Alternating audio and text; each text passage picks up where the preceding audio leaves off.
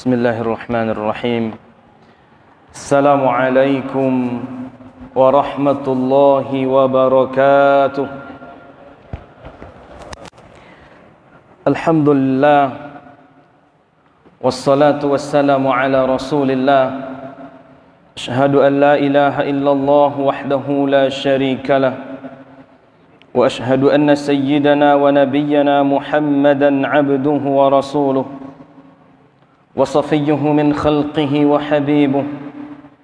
Adda al-amanata wa ballagha ar-risalata wa nasaha lil ummah, fakashafa Allahu bihi al-ghummah.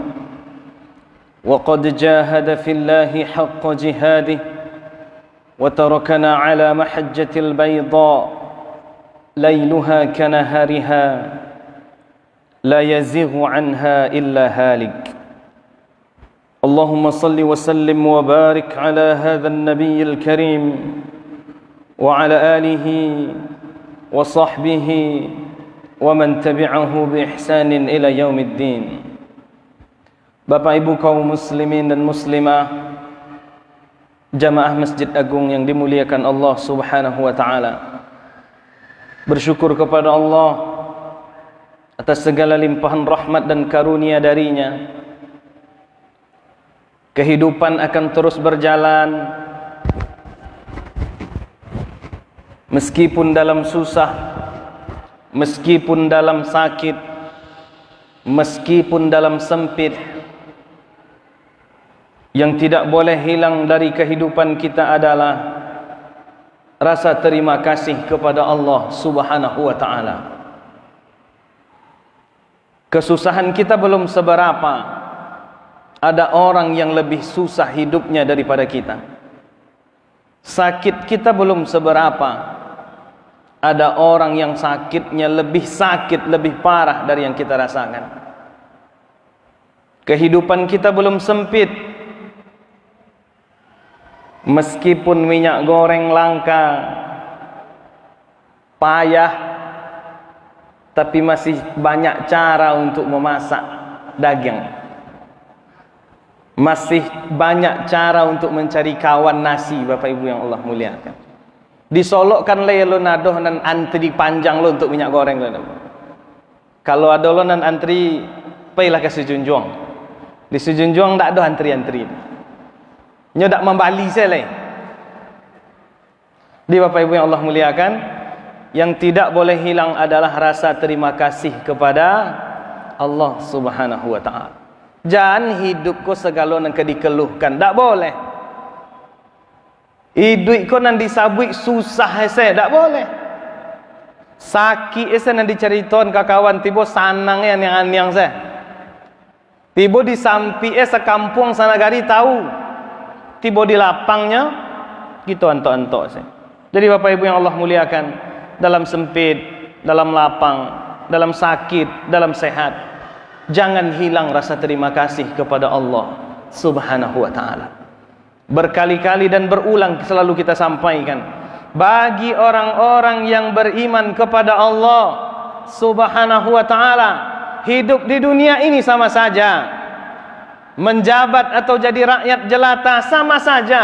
Dia akan tetap taat dan patuh kepada Allah Subhanahu wa taala. Sehat dan sakit sama saja. Dia akan teguh dalam keimanan kepada Allah Subhanahu wa taala. Dihinakan atau dicaci, diangkat setinggi langit atau dipijak sampai ke dasar bumi, bagi orang yang beriman sama saja, Bapak Ibu yang Allah muliakan.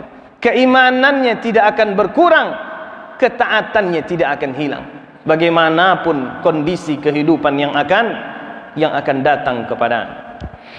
Bersalawat kepada Sayyidina Nabi Muhammad sallallahu alaihi wasallam. Allahumma salli ala Sayyidina Muhammad wa ala alihi wa sahbihi wa sallim. Yang pada bulan-bulan ini, kata istri beliau, pada bulan Sya'ban, beliau banyak berpuasa.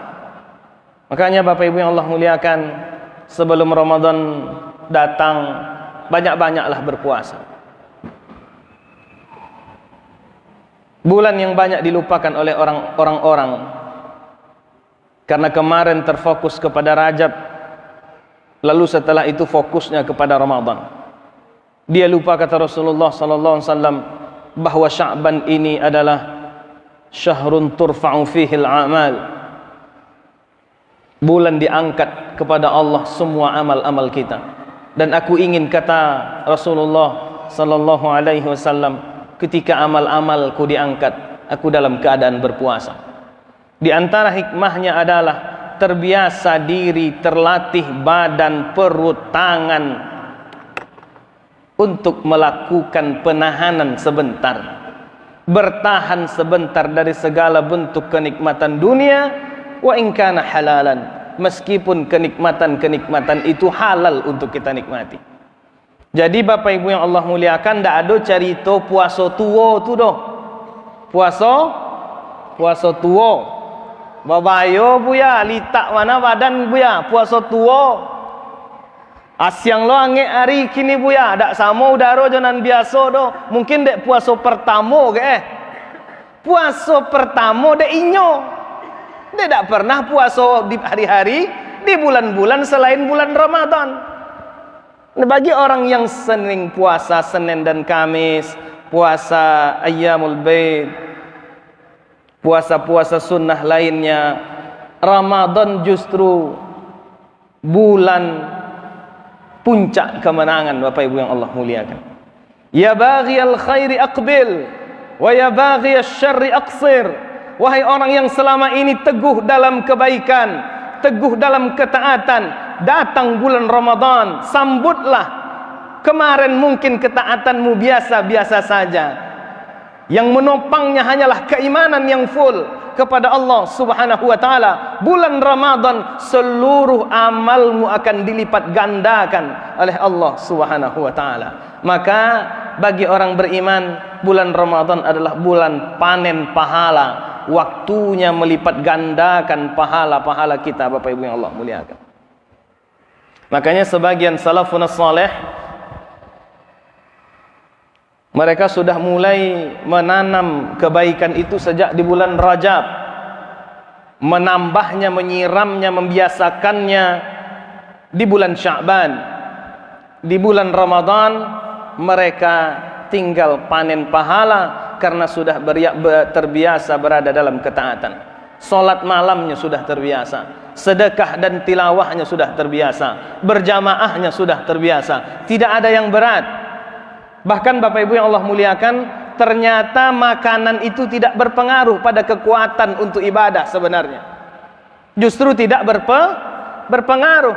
Banyak orang-orang di bulan Ramadan bercerita ke kita, ambo buya, kalau maghrib tu babuko tu cukup kurma jaya putih sana. Kurma jaya putih. Nanda ada kurma, tu ada di toko Awab nama di sebelah tu. Punya imam masjid Agung Solo. Jangan dibandingkan lain. Pagi seketek sembo sahurnya buya. Tak banyak makanan bodoh buya. Tapi masya Allah, amalannya bertambah-tambah di hari itu Bapak Ibu yang Allah muliakan. Apa maknanya? Ternyata yang selama kau mencari rezeki, mencari makan, mencari dek nalamak hidup, ternyata setelah kita tahan nafsu dunia itu, semakin kuat kita untuk melakukan ketaatan kepada Allah Subhanahu wa taala. Justru dek balabiah-labiah makan ketika maghrib menjadi lemah badan untuk melakukan ibadah. Malih saya badan untuk pergi sembahyang saja. Apalagi kok gak panjang imam membaca ayat. Nah, itulah pulang saya. Badek pulang saya dah. Tarawih itu kan sunnah. Apa Ibu yang Allah muliakan. Nah, jadi masya Allah, Allah titipkan kedamaian dalam ketaatan dalam hati kita. Mudah-mudahan kita selalu berterima kasih minimal untuk hal itu. Kita lanjutkan kajian kita juz ke-30 sampai kita pada surat Asy-Syams. Bapak Ibu yang Allah muliakan. Bagi yang punya HP, yang ada aplikasi Al-Quran digital, silakan dibuka. Yang bawa Al-Quran silakan dilihat. Yang sudah hafal, mudah-mudahan menambah itqan hafalannya, menambah kuat hafalannya. A'udzu billahi minasy syaithanir rajim. Bismillahirrahmanirrahim. Wasyamsi wa duhaha والقمر إذا تلاها والنهار إذا جلاها والليل إذا يغشاها والسماء وما بناها والأرض وما طحاها ونفس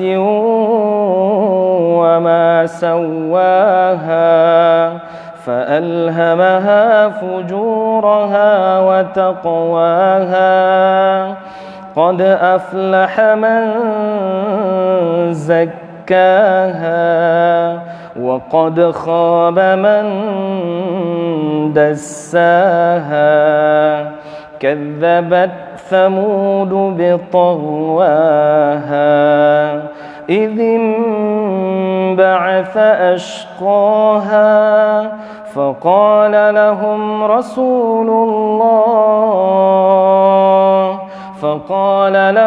رسول الله ناقة الله وسقياها فكذبوه فعقروها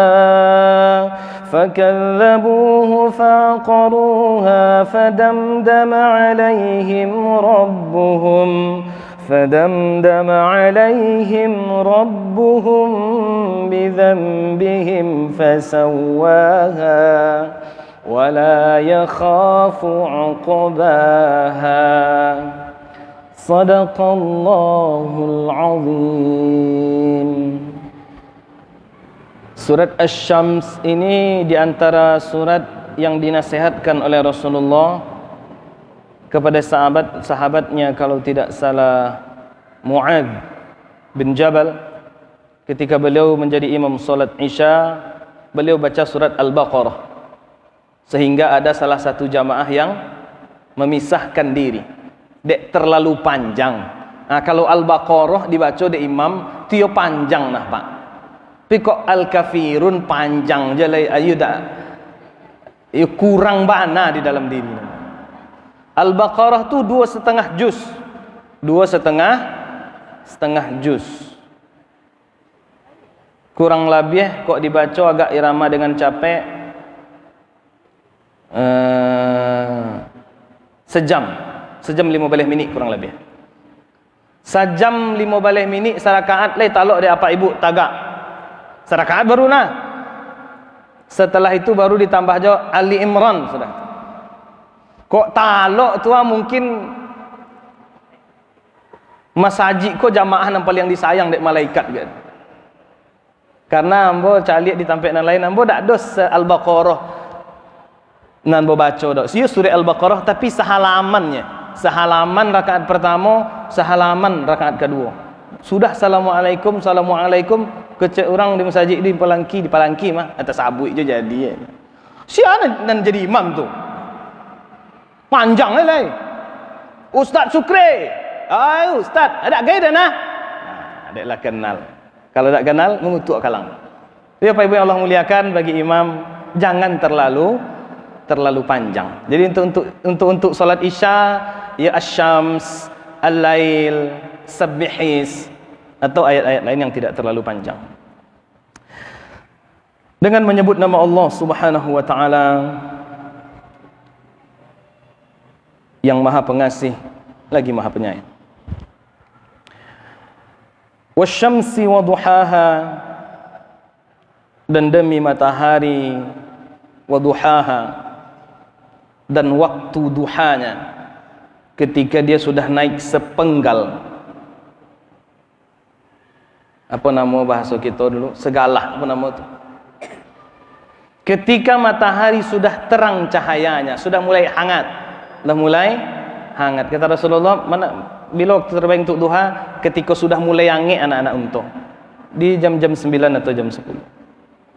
Wasyamsi wa duhaha, demi matahari ketika telah melebar sinarnya. Allah Subhanahu wa taala boleh menggunakan sumpah dengan makhluknya apapun, tapi Allah tidak akan makai untuk persumpahan kecuali makhluk yang dipakai itu sangat besar manfaatnya atau agung ciptaan Allah padanya. akan dipakai oleh Allah Subhanahu wa taala. Tak terbayang dek kita do kalau di atas dunia tidak ada matahari, Bapak Ibu Allah muliakan. Tak ada sinar matahari. Entah kok pawang patang kalau bisa. Awak tak yakin awak doa. Semua tak dapat ambo jamaah tadi. Babu ya, lah hebat mana tukang pawang gini bu ya, bisa masuk ke Mandalika. Kalau dek kita tak yakin dek kita matahari itu ayatun min ayatillah. Itu adalah di antara tanda-tanda kekuasaan Allah Subhanahu wa taala. Kadar sinarnya pas. Bilo keluarnya pas. Bilo tabanamnya pas. Masya Allah. Tak mungkin nan pas tu tak ada yang mengaturnya ada Bapak Ibu yang Allah muliakan. Tak mungkin. Itu bisa dek. Payah lo mengecek kau dah. Padusi tak berjilbab nak menahan lo. Tak mungkin awak ada yakin awak ada. Membuat malu lah tak lan. Menahan hujan. Kita diajarkan tak untuk supaya kalau ada hujan datang labek kita tidak dapat musibah, kita diajarkan tak doanya Pak? Diajarkan, di antara doanya adalah Allahumma hawalaina wala alaina. Berdoa minta kepada Allah karena sesungguhnya Allah yang mengatur segalanya. Wal qamari idza talaha, dan demi bulan yang telah keluar mengikuti matahari, maksudnya itu setelah matahari terbenam tala itu ikut, kemudian datang bulan yang mengikutinya, mengikuti matahari itu. Bulan bersinar sendiri atau disinari? Huwallazi ja'ala asy-syamsa dhiya'a wal qamara nura. Matahari bersinar sendiri, bulan mendapat pantulan cahaya. Siapa yang mengatur tu? Pawang potang. Wan nahari idza jallaha, dan demi siang idza jallaha, jika telah menampakkan matahari, menegaskan sinar matahari. Siang, kalau siang nampak matahari dah. Wal laili idza yaghshaha, dan demi malam ketika malam itu gelapnya telah menutupi sinar matahari. Pemaknaannya begitu Bapak Ibu yang Allah muliakan. Dek tiba malam lalu hilang matahari. Kejadiannya galok sado dah. Tak ada nampak matahari dah. Was-samaa'i wa ma banaha, demi langit ma disiko, kata Syekh As-Sa'di, bisa jadi matu mausulah, bisa jadi masdariyah. Kalau mausul was-samaa'i wa ma banaha, demi langit dan siapa yang membangun langit itu, demi Allah Subhanahu wa ta'ala. Masdar demi langit dan proses penciptaan dan pembangunan langit itu. Langit kok Masya Allah, ambo kalau berbicara tentang langit selalu ambo tanya, di mana langit kok Pak? Ibu-ibu, langit di mana? Mano nan langit tu? Ini itu saya. Nan putih tu? Bukan. Nan biru? Bukan. Jadi di mana? Masya Allah. Baru satu pertanyaan gitu sudah di luar kemampuan manusia Bapak Ibu yang Allah muliakan. Di mana langit? Langit saya ditanya ke kita baru tak tentu deh kita jawabannya Bapak Ibu yang Allah muliakan. Atu kamalawan nempunya langit lah. Tak mungkin. Tak mungkin. Sangatlah tidak mungkin. Bahkan gugusan bintang, planet, matahari, bulan, semuanya berada di bawah langit yang pertama. Ino manuang lah tu, yang suka merampas harta orang, mengambil tanah orang dengan cara yang zalim, akan dibawa nanti deinyo 7 lapi langit kata 7 lapi bumi ke bawah. Kok lesa jangka do lumayan lah nah. Kok 20 hektar atau 1000 hektar diambil tanpa hak yang benar. Langit pertama sudah tentu dah awak. Ya Bapak Ibu yang Allah muliakan, iko adalah alat persumpahan atau media yang Allah pakai, yang Allah gunakan supaya bertambah renungan kita betapa agungnya kekuasaan Allah Subhanahu wa ta'ala. Wal ardi wa ma tahaha, dan demi bumi dan proses penghamparannya, atau balik yang tadi, proses yang menghamparkannya. Pas letak bumi, di mana letak lawi, di mana letak gunung, di mana daerah nan tinggi, mana daerah nan rendah, tumbuhan nan hidup di negari dingin apa se, tumbuhan yang hidup di negari angin apa se, sudah Allah atur sedemikian rupa. Aqsama ta'ala bihadhihi al-ayati al-'azimati 'ala an-nafs al-muflihah wa ghairiha min an-nufus al-fajirah. Ayat-ayat yang ikut kata Syekh As-Sa'di digunakan Allah Subhanahu wa taala untuk bersumpah yang nanti muqsam alaihnya adalah an-nafs. Nanti pembahasannya Bapak Ibu yang Allah muliakan. فتعاقب الظلمات والضياء والشمس والقمر على هذا العالم بانتظام واتقان وقيام لمصالح العباد. Allah ganti matahari bila tiba, bulan bila tiba, malam bila tiba, siang bila tiba, bintizam wa itqan, dengan teratur, rapi, tak pernah terlambat. Bapak Ibu yang Allah muliakan, itulah cukup menjadi tanda dak kita bahawa bumi ko dak berjalan sorang dah Bapak Ibu yang Allah muliakan. Tidak berjalan secara alami, tapi dia dijalankan dan diatur sedemikian rupa. Siapa yang mengaturnya? Tidak mungkin orang yang berada di dalam lungkup bumi atau alam semesta ini. Dia lebih kuasa, lebih besar dari segala hal yang diciptakan. Bapak Ibu yang Allah muliakan, dalam keyakinan kita, huwallahu subhanahu wa ta'ala, itu adalah Allah Subhanahu wa ta'ala. Termasuk yang kita bicarakan ambo sebenarnya gak gali-gali jo mencari pemandangan itu, tapi hujan turun dengan kuasa Allah, hujan berhenti dengan kuasa Allah Subhanahu wa ta'ala. Ambo pernah meminta dulu kalau memang ada pawang hujan koa di Padang Sebusuk kok ndak usah ditahan, kok ya ada proyek tetap turun hujan, tapi bagian ke sawah ambo kok ya ada proyek di situ ndak boleh hujan turun, tidak lah. Tapi sawah hambo kan perlu air, sekitar siko saya turunkan nah. Tak juga ada nanti bawa pawang dah Bapak Ibu.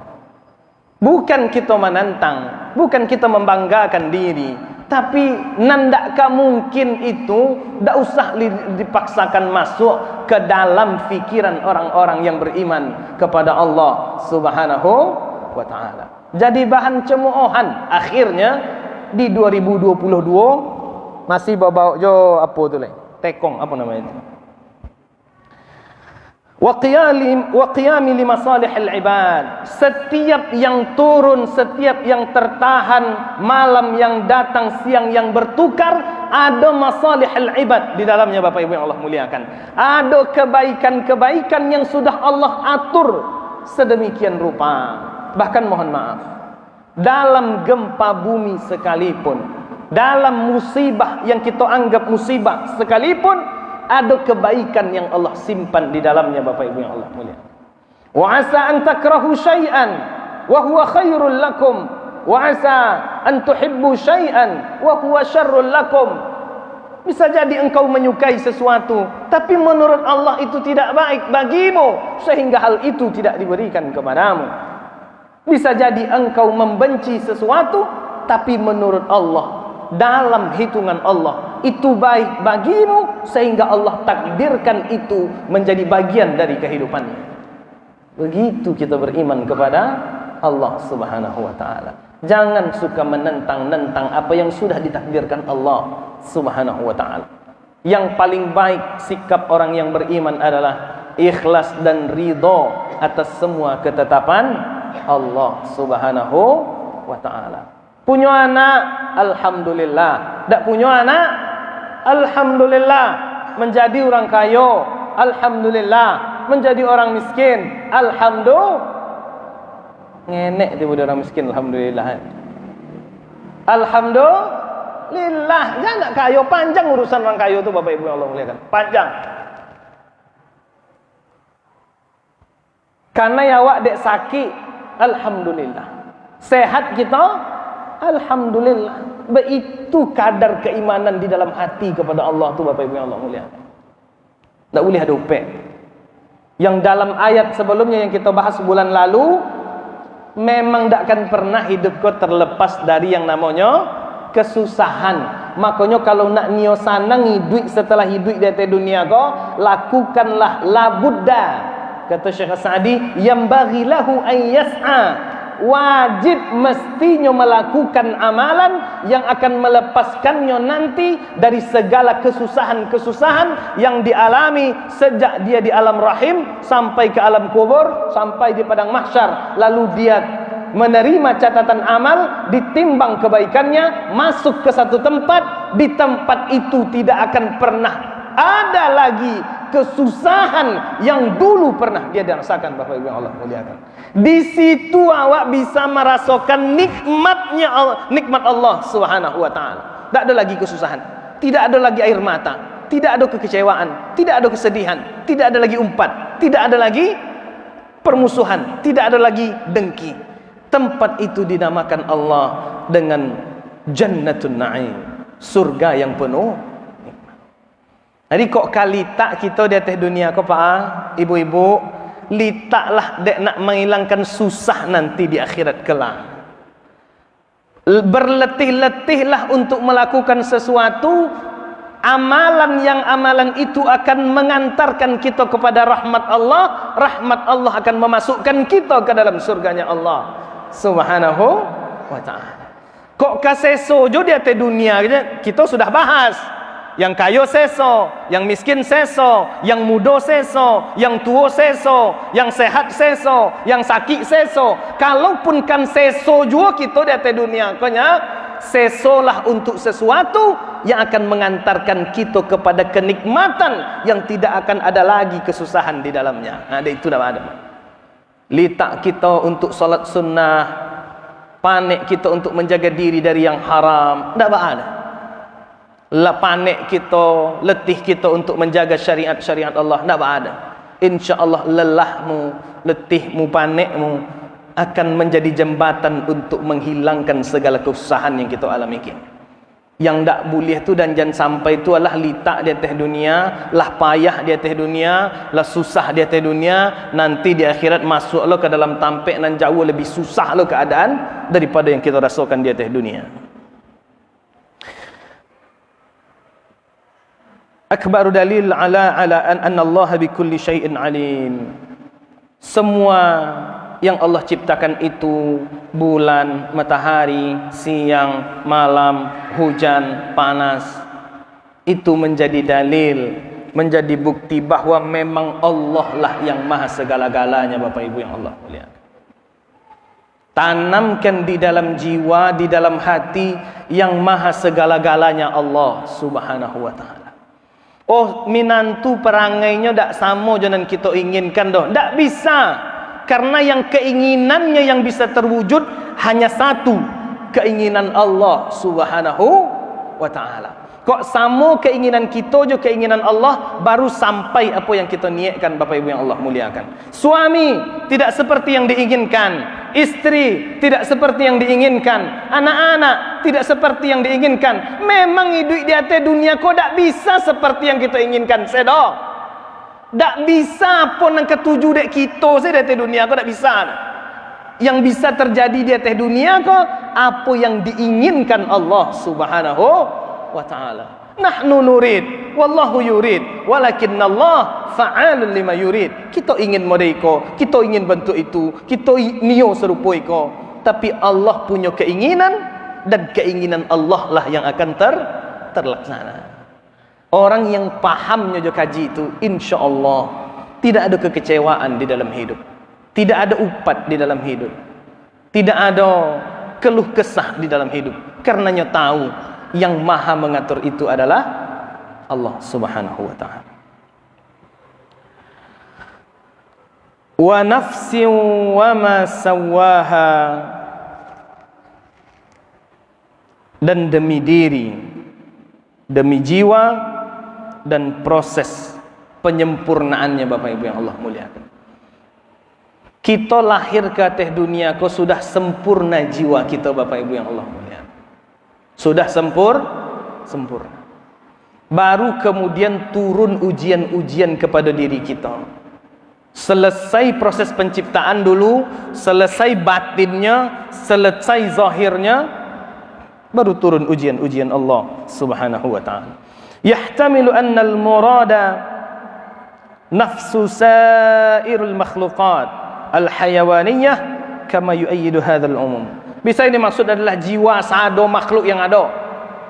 Jadi mungkin yang dimaksud kau bisa seluruh jiwa yang ada. Wa yahtamilu anna al-murad, dan bisa jadi yang dimaksud adalah binafsil insanil mukallaf bidalilin ma ya'ti ba'dahu. Bisa juga yang dimaksud adalah nafs, jiwa manusia yang kemudian diberi beban oleh Allah Subhanahu wa ta'ala. Setiap manusia yang sudah Allah berikan beban, tugas, syariat, tanggung jawab adalah nafs yang sudah disempurnakan Bapak Ibu yang Allah muliakan. Jiwa kita kok dari dalam qalbun kita, jiwa kita tahu mah Bapak Ibu yang Allah muliakan. Iko perintah Allah kok, iko larangan Allah kok. Jiwa kita dari dalam tahu tuh. Iko salah kok, iko batu kok. Jiwa kita sudah tahu insyaallah Bapak Ibu yang Allah muliakan. Ambo sabana buya, yo ndak sesuai jati nurani ambo, tapi baalah ambo dalam tekanan. Nah, ada orang tekanan ngecek pada itu kan. Ambo buya dak lu ni ambo karajoko sabana lah, tapi baalah. Nah, ini pakai tapi baah lah. Jiwanya mengingkari sebenarnya itu. Maka pada ayat yang setelahnya nanti insyaallah kan kita lebih dalami. Wa ala kullin fan nafs ayatun kabiratun min ayatil lati haqiqatan bil iksami biha. Bagaimanapun, apapun nanti yang akan diambil makna nafs itu, yang jelas nafs, jiwa adalah diantara tanda-tanda kebesaran Allah Subhanahu wa ta'ala. Kalau berbicara tentang nafs, itu dalam loh Bapak Ibu yang Allah muliakan. Sangat dalam. Ada nanti istilah yang kemudian dipakaikan oleh ulama tasawuf, ada yang memang ada istilah yang memang ada di dalam Al-Quran. Nafs mutmainnah, nafs amarah. Ada juga, ada yang kemudian dipakaikan dek para ulama kita. Wa qawluhu qad aflaha man zakkaha, siapa yang menyucikan jiwanya, memelihara kalbunya, menjaganya dari segala kerusakan, aflah, dia akan mendapatkan apa yang dia harapkan Bapak Ibu yang Allah muliakan. Dia akan menang. Orang yang membersihkan jiwanya, senantiasa menyucikan jiwanya, dia akan dimenangkan Allah Subhanahu wa ta'ala.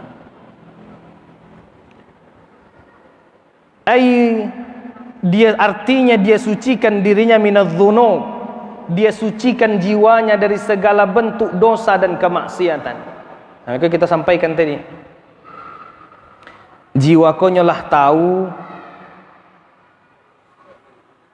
Nah, kita lewat ayat fa'alhamaha fujuraha wa taqwaha, diilhamkan kepada jiwa itu mana yang takwa, yang akan menambah rasa takut kepada Allah, mana yang fujur, fujur, fajarah. Makna aslinya tu merusak, merobek. Malam sedang kalam tiba sinar merobek, itu namanya fajar. Sinar tu fajar. Orang yang merobek, menentang aturan-aturan Allah Subhanahu wa ta'ala, namanya fujur. Orang yang selalu dalam dosa dan kemaksiatan, fajarah. Ulaika humul kafaratul fajarah. Jadi segala yang buruk, segala yang bertentangan dengan syariat, hakikatnya sebenarnya jiwa kita sudah menolaknya, sudah mengingkarinya, dan nyo mengetahui Bapak Ibu yang Allah muliakan. Jadi makanya kalau ada nan keluar bahasa-bahasa dari kawan kita yang model itu, ambo dak lun yo bermusuhan sebenarnya itu. Menentang, bertentangan je jiwa ambo mah. Tapi baalai. Itulah nyo dak ingin zakkaha. Dia tidak lakukan proses pembersihan jiwanya, bahkan dengan sikap itu dia ingin merusak. Wa qad khaba man dassaha. Siapa yang mengotorinya, merusaknya, dia akan celaka. Bapak Ibu yang Allah muliakan. Jadi rusak fisik kita, sakit fisik kita, kadar mudaratnya tidak akan seberapa. Tapi kalau jiwa yang sudah rusak, hati yang sudah rusak, rusaknya akan menimbulkan kerusakan di mana saja dia berada. Makanya Bapak Ibu yang Allah muliakan, kalau mencari iku orang ko hebat ko, santiang ko, tapi kok mode itu perangainya rusak jiwanya Bapak Ibu yang Allah muliakan. Maka bagaimana cara menyucikan jiwa kita nanti Bapak Ibu yang Allah muliakan? Wa naqqaha minal uyub, dia bersihkan dari segala aib, dari segala kesalahan, penyakit-penyakit batin, dia berusaha untuk membersihkan. Itu yang dimaksud dengan zakkaha. Wa raqqaha bi ta'atillah, dia sucikan, dia bersihkan jiwanya dengan ketaatan-ketaatan kepada Allah Subhanahu wa taala. Salat, wudu sejatinya adalah bagian dari proses pembersihan jiwa kita Bapak Ibu yang Allah muliakan. Pembersihan jiwa kita, batin kita. Jadi maudhu itu jangan sembarang-sembarang. Kata Rasulullah, setiap air yang menetes dari anggota tubuh kita yang dibasuh menjadi anggota wudu, setiap yang dibasuh, air yang turun membawa dosa-dosa yang dilakukan Bapak Ibu yang Allah muliakan. Nah, masuk isya tu. Olah Pak. Lebih saya.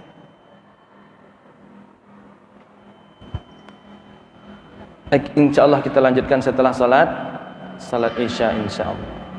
Assalamualaikum warahmatullahi wabarakatuh.